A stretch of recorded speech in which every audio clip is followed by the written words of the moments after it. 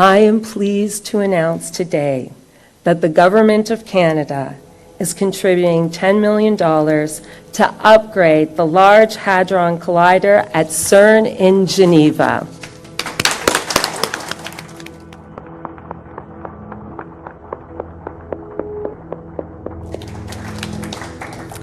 The funding will be used to build 5 superconducting crab cavity cryomodules, the components of what can be described as very sophisticated deep freezers. It turns out Canadian researchers and engineers are experts at building these deep freezers. When these sophisticated deep freezers are installed at CERN, the cryomodules will cool down the components so that researchers can manipulate the subatomic particles before they smash together. To put it plainly, Canadian science will be at the heart of this global experiment to unravel the mysteries of the universe.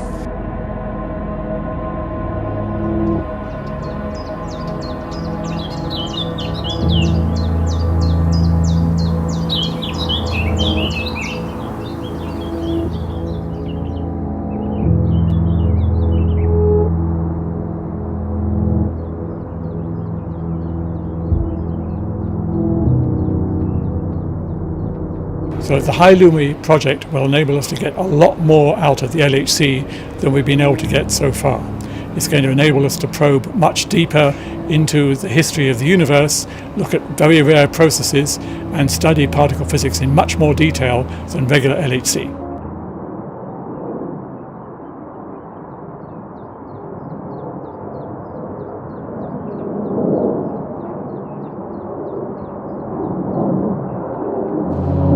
Two construction sites, one at point 5 in France and one at point 1 in Switzerland. This is the Swiss site. We're going to build 5 surface structures, an electrical building, then also a ventilation building, the SD building which gives access to the shaft, a building to house compressors, and a cooling tower. We have a shaft to be constructed, 80 meters deep, 10 meters of diameter. We have a cavern, 50 meters long and 16 meters of diameter.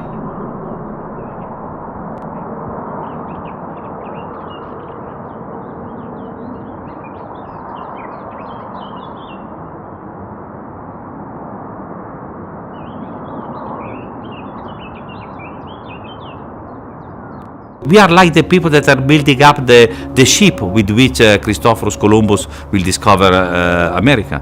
No ships, no new land.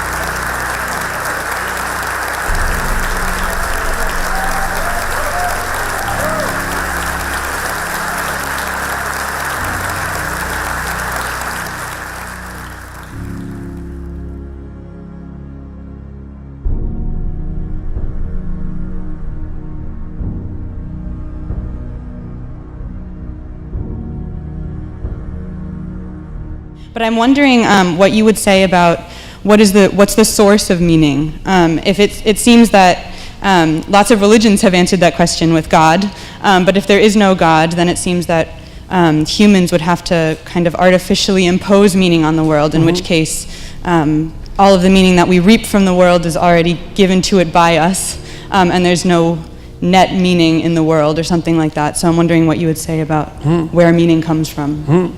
Well, that's a really good question. I mean, so when Nietzsche announced the death of God, which was something he announced actually in sorrow and trembling, I would say, rather than triumphantly, which is often how that's read, because people actually don't read Nietzsche. They just read one half of a quote from Nietzsche. His prognostication was that we would have to become creators of our own values. And then it wasn't long after that he died. And so what that meant was that any further investigations into that idea by him came to an end. Now, not much later, Freud came along, and Freud demonstrated quite clearly, even though he doesn't get nearly as much credit for this as he should, that there was no evidence whatsoever that people were masters of their own houses, and that we were the playthings of the gods in the Greek sense, that we were driven perceptually and behaviorally, emotionally, motivationally, by forces that weren't exactly under our voluntary control, autonomous internal forces. And you could think about those as where the gods went when they depopulated the cosmos. And that was Jung's notion, right? And Jung was a very astute student of Nietzsche. He gave a seminar on the first half of Nietzsche's Thus Spake Zarathustra that's 1,600 pages long. And so that's and it's actually quite a dense read as well. So it's not 1,600 pages written in crayon, you know. So, and Jung's sense was that Nietzsche's prognostication had to be wrong because human beings cannot create their own values. We actually don't have that capacity. We might be able to participate in the creation of those values, but we have to come to terms with our own nature while we're doing so. And I think the biological evidence for that it's absolutely overwhelming. If you don't believe that, then what that means is that either you don't know anything about biology or that you've stuck your head in the sand to the point where you're unable to see. Now, Jung was very interested in how those internal forces manifested themselves, but also how they organized themselves across time. Okay, so there's two answers to your question. One is that they organized themselves into a hierarchy and there's something at the top. And what he believed that what was at the top in the West was symbolized by the figure of Christ. And he thought of Christ as a symbol of the self. And the self was an emergent consequence of the internal arranging of motivational states into a hierarchy, partly as a consequence of psychological activity, integration, maturation, but also partly as a consequence of social pressure. Because how you organize yourself is partly a consequence of who you are and how you organize yourself, but it's also partly a consequence of how other people demand that you be organized. And I think that Jean Piaget's work fits very nicely into that. I think that they were aiming in some sense at the same synthesis. All right, so with regards to, one place for the derivation of meaning is the consequence of that hierarchical organization of those intrinsic motivational states into something approximating a unity that can operate properly across spans of time. So the second answer to that is meaning is actually a manifestation of a very deep instinct. And it's an elaboration of something the Russian neuropsychologists, that's another answer to the question about the Russians. I was a devotee of the Russian neuropsychologists, Alexander Luria and his students, Sokolov and Vinogradova, who were arguably the three greatest neuropsychologists of the last half of the 20th century. And Vinogradova and Sokolov discovered the orienting reflex, which was probably the biggest discovery in psychophysiology in the last 50 years of the 20th century. It's an unbelievably important discovery. And the orienting reflex is the reflex that orients you towards what you don't understand. It's the reflex that orients you towards anomaly. And what that means is that you have a structure built into you to help you make sense of what you don't understand. It's an actual instinct.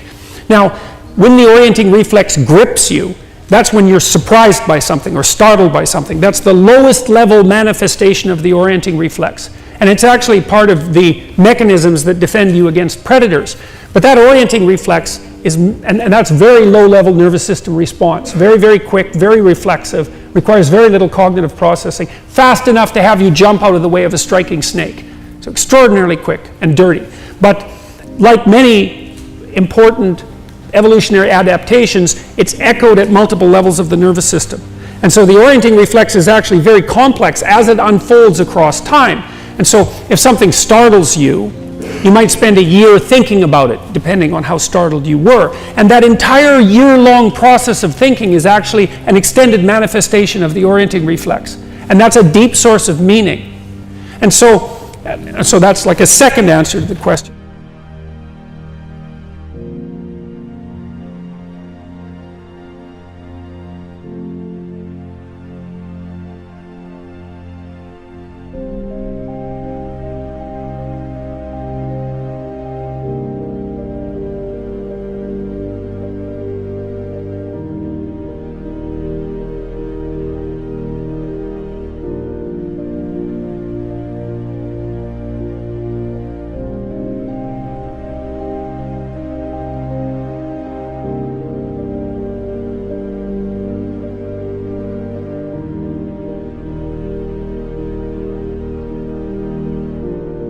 Third answer to the question would be something like, your hemispheres are specialized in a particular way. It's a low resolution representation, by the way. So, and so one of your hemispheres is specialized to operate when you know what's going on and where what you're doing is having the results you intend. You can think about that as explored territory. That's the left hemisphere in most people.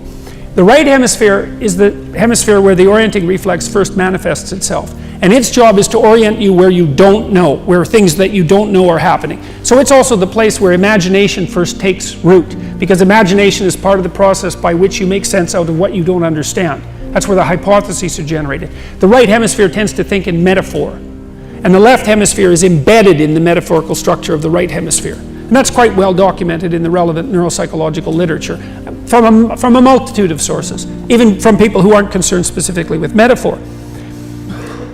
The sense of meaning seems to manifest itself when the systems that are operating in explored territory and the systems that are operating in unexplored territory are operating optimally together.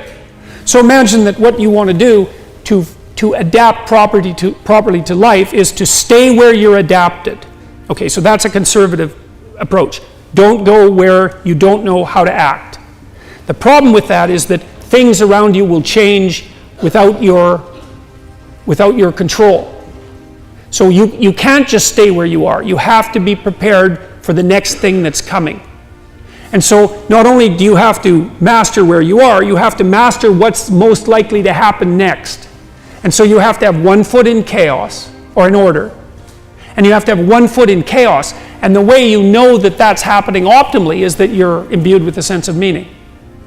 Right? So it's actually the most profound part of what actually orients you in the real world. It's not a secondary epiphenomena. And the phenomenologists, the philosophical phenomenologists, actually cottoned onto this in their phenomenological work. For someone like Heidegger, for example, meaning was the most real manifestation. And I actually think that's true neurophysiologically. That's how your brain operates. Your brain actually operates as if the most real thing is the meaning of something.